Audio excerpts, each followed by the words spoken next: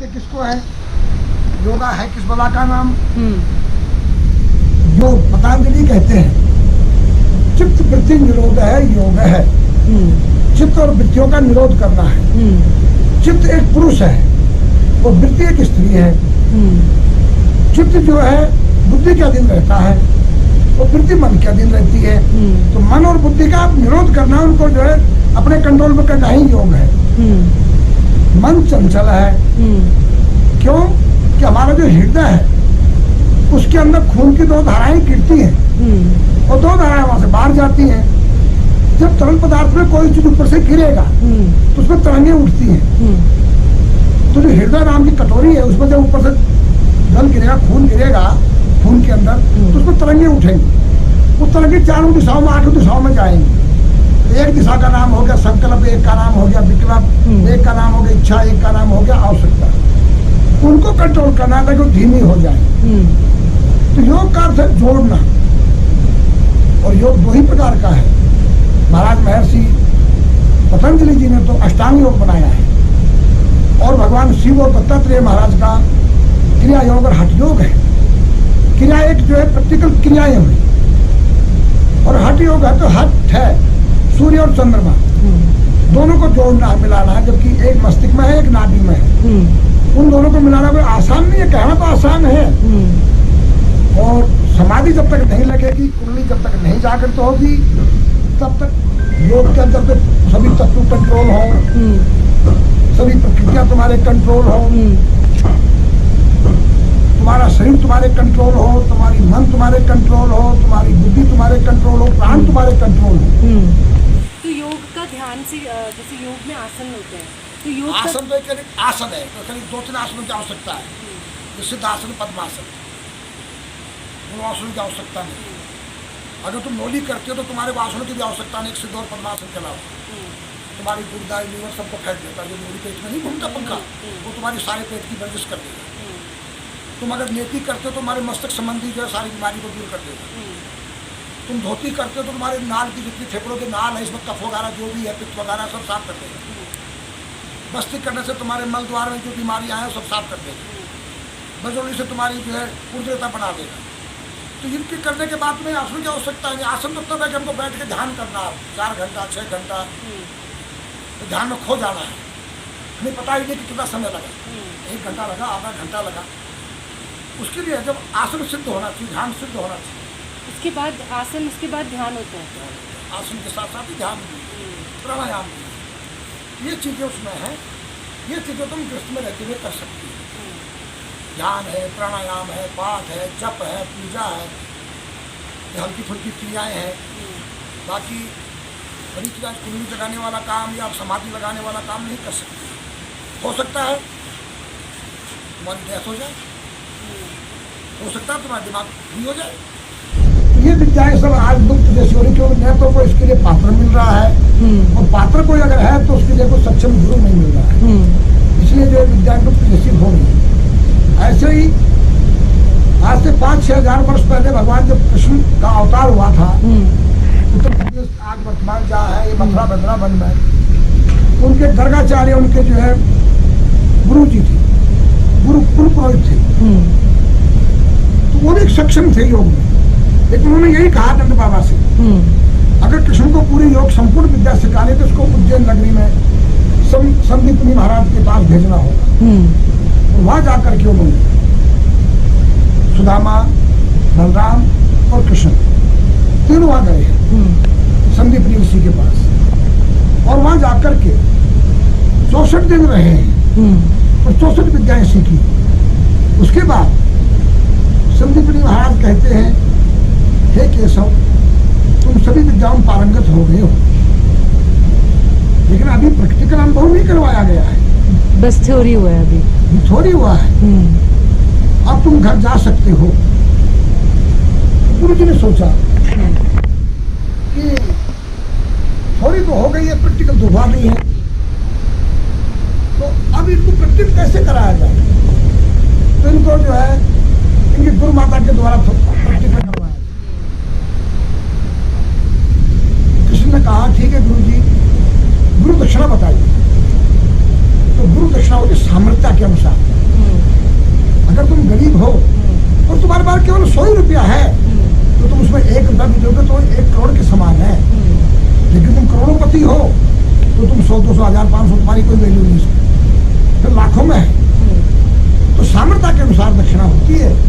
इसलिए केशव मैं तो यही गुरु दक्षिणा है, इस मेरी विद्या को लुप्त मत होने देना। किसी योग्य पात्र को देना, सबको नहीं देना, योग्य पात्र को देना। हाँ, तुम अपनी गुरु माता से पूछ लो, जो संदीप ऋषि की पत्नी थी, उनकी गुरु माता लगी, उनसे पूछो अगर उनको कोई चीज की आवश्यकता है तो उनको दे दो। गुरु माता के पास गई, कहने लगे गुरु माता मेरी संपूर्ण विद्याएं हो चुकी है। गुरु जी ने मुझे बोला तुम घर जा सकते हो, तुम्हारी विद्याएं परिपक्व हो गई है, गुरु दक्षिणा बोलो गुरु माता। गुरु माता कहने लगी केशव तुम मुझे गुरु दक्षिणा नहीं दे सकते। क्यों माता? दे दूंगा, जो मांगो आप मैं दूंगा। मैं मांगूंगी वो नहीं दोगे, वचन मत दो कि नहीं मैं वचन देता हूँ माता, अब जो भी मांगेंगे मैं दूंगा, मैं सक्षम हूँ। और कुछ कमियां थी तो गुरु महाराज ने मुझे सक्षम बना दिया। गुरु माता कहने लगी मेरा एक पुत्र था केशव, आज से 2 साल पूर्व हम क्षिप्रा नदी में स्नान करने गए थे और वहीं से वो गायब हो गया, बह गया या डूब गया, कहाँ गया मालूम नहीं है। क्या तुम उसको लाके दे सकते हो? हाँ गुरु माता मैं दे सकता हूँ। कोई स्थान मुझे बता दो, कोई स्थान है कहाँ पर जहाँ स्नान किया हो बालक गायब हुआ है। क्षिप्रा नदी के तट पर जाते हैं और वो स्थान बता कि सब हम यहाँ स्नान करते थे बेटा और यहाँ से गायब हुआ है। कि अच्छा गुरु माता तुम घर जाओ, हो सकता है कहीं जल का बेग होगा, बह गया होगा और कहीं दूर चला गया होगा, तो उसको ज्ञान नहीं होगा कि मैं कहाँ का हूँ, कहाँ हूँ, कि याददाश्त कम हो गई होगी, मैं ढूंढ कर जाता हूँ, तुम घर जाओ। और दाऊद से कहा दाऊद तुम जरा बैठ रहे, मैं स्नान कर लेंगे। स्नान करके उन्होंने ध्यान लगाया। तो तुम ध्यान को कम नहीं समझना, ध्यान वो वस्तु है यहाँ बैठे बैठे अमेरिका को देख सकते हो वहाँ क्या हो रहा है, क्या होने वाला है। अगर ध्यान सिद्ध हो जाए, ध्यान का एक दूसरा रूप समाधि है। और ध्यान लगा के देखा तो समुद्र जल में क्या है, छिपरा में शंकासुर नाम का राक्षस रहता है, उस बालक को पकड़ के खा गया। अच्छा। और हड्डियां वहां डाल रखा और कहा दाऊ ऐसा है तुम यहाँ बैठो, जरा मैं एक दवाई करता हूँ थोड़ा सा। और दवाई करने के लिए जो है अंदर को घुसे हैं और शंकासुर को मारा है। भगवान कृष्ण के हाथ में वही शंकासुर वाला उसको मारा है। और मारने के बाद हड्डियां वहां है और वहां से दोनों भाई जो है यमराज के वहां जाते हैं। और यमलोक में शरीर को लेके बहुत गिने चुने लोग गए हैं, मृतक ही जाता है, शरीर को लेके नहीं जा सकता। अब वहां गए हैं, क्यों गए हैं? हमारे शरीर में 5 शरीर है। ये हमारा सूक्ष्म शरीर है, स्थूल शरीर है, इसके अंदर एक सूक्ष्म शरीर है जो तुम्हारे आवागमन में है, जन्म लेना और मरने का काम है उसका। जो गीता में कहा है कृष्ण ने, हे अर्जुन जैसे हम पुराने वस्त्र को त्याग के नया वस्त्र धारण कर लेते, इसी प्रकार ये आत्मा जो है सूक्ष्म शरीर के द्वारा नया शरीर धारण कर लेती है और मन और इंद्रियों को लेकर चला जाता है, दूसरा शरीर धारण कर लेता है। उस सूक्ष्म में कारण शरीर रहता है, कारण शरीर, कारण वो ब्रह्मा का जितनी पावर है उसके अंदर, और उसका तुम्हें ज्ञान होगा तो नई सृष्टि पैदा कर सकती हो, जैसे विश्वामित्र जी ने किया। उस कारण शरीर में एक महाकारण शरीर रहता है, वो भगवान विष्णु के समान है। तुम एक संकल्प मात्र से पूरे ब्रह्मांड की तृप्ति कर लोगे, सबकी भूख खत्म हो जाएगी। उस महाकारण शरीर में तुर्यातीत नाम का शरीर है जो हवा की तरह पारदर्शी है, जो हमारे और तुम्हारे बीच में हवा है लेकिन पारदर्शी है। हाँ। तो ऐसे ही भगवान शिव जी का स्वरूप है, शुद्ध स्फटिक मणि के समान। जो श्लोक में आता है,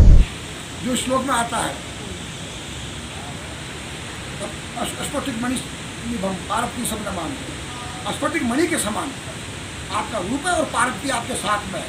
मैं आपको नमन करता हूँ। तो हमारे 5 शरीर है योग के अंदर। इसी प्रकार भगवान कृष्ण को तो सारे गुरु ने सब विद्या स्वीकार किए, अब उन्होंने जो है शरीर धारण किया और चले यमराज के पास। और जब यमलोक पहुंचते तो यमराज भयभीत हो जाता है। ये तो कौन पूछता है शरीर को लेके यहाँ आए हैं, तो शरीर को लेकर सब नहीं आ सकते, अवश्य कोई न कोई दिव्य विभूति है। स्वागत किया, लेकिन वो आप उन्होंने अपने योग के द्वारा अपना असली रूप दिखाया कि प्रभु सेवा बोलिए। तो संदीप ऋषि का जो पुत्र था वो कहाँ है? यहाँ महाराज वो तो इतने साल पहले आया था और उसके काल मृत्यु हुई थी, हमने उसको फलाने लोक में भेज दिया। बोले हमारी जैसी पृथ्वी में अरबों पृथ्वी पड़ी है ब्रह्मांड में, अरबों गैलेक्सियाँ हैं जिसको आकाश गंगाएं कहते हैं, अरबों, उससे भी ज़्यादा ही होंगे, कम नहीं है। उसमें किसी पृथ्वी में अरबों खरबों है, ऐसी हमारी जैसी जनसंख्या वहाँ बनी पड़ी है, उस लोग में चलो उसकी आत्मा को लाया गया कि प्रभु मैं इसका शरीर नहीं दे सकता, शरीर नहीं ले पाया, तो शरीर हम कर लेंगे। उस आत्मा को लाके उन हड्डियों को बाहर निकाला और संजीवनी विद्या का प्रयोग किया और हड्डियों का फिर वापस वैसा ही शरीर धारण हो गया। उस आत्मा को उसने प्रविष्ट किया और हाथ पकड़ के गुरु माता के पास लेके आए और कहा माता यही आपके पुत्र है? हाँ कैसे? यही मेरा पुत्र है। योग तो ऐसी चीज है, हनुमान जी लंका में जाते हैं तो मत्स्य का रूप बनाते हैं, मशक समान रूप धर कर सूक्ष्म रूप बनाया, विभीषण से मिलते तो ब्राह्मण का रूप बना लिया। ये सब योग विद्या है। ये सब योग विद्या है। सीता जी ने कहा कि तेरे समान ही है सब, क्या तुम्हें तो लंका में विजय पाना असंभव है। तो बड़े बड़े राक्षस है तो पहाड़ का जैसा रूप बना लिया, रुद्राकार से। अब कोई कहता है कि अंधविश्वास है, तो मैंने भ्रमण करके देखा है, उनके उड़ीसा का दिखाता हूँ तुम चमत्कार। जगन्नाथ जी का कितना ऊंचा मंदिर है, उसकी परछाई दिखाओ मेरे को, तुम परछाई कहीं नहीं, उसकी दीवार लगी है चारों तरफ, दीवार के बाहर समुद्र की आवाज सुनाई पड़ेगी, दीवार के अंदर आवाज नहीं सुनाई पड़ेगी। क्यों? दीवार की वजह से। दीवार की वजह। दीवार तो 10-15 फीट की ऊंची है, तो 10-15 फीट की ऊंची दीवार से कैसे रुकी आवाज? झंडा जो है हवा इधर से बह रही है इधर को, तो झंडा इधर को जाएगा, इधर को नहीं जाएगा, सब किसी के झंडे इधर को जाते हैं। तो ऐसे करके वहाँ कई ऐसी चीजें हैं, ऐसे आप चलिए बद्रीनाथ में कई चीजें हैं, ये गंगोत्री है, यहाँ कई चीजें हैं। ये तभी होगा जब उसका अनुभूति करो, तब नहीं होगा। ऐसे रामेश्वर में है, ऐसे मिथिला मीनाक्षी में है, मतलब कोई भी स्थान हमारा ऐसा है जहाँ कोई अलौकिक शक्ति जहाँ पर नहीं है, वो आएगा तभी समझ में जब तुम उसकी अनुभूति करोगे।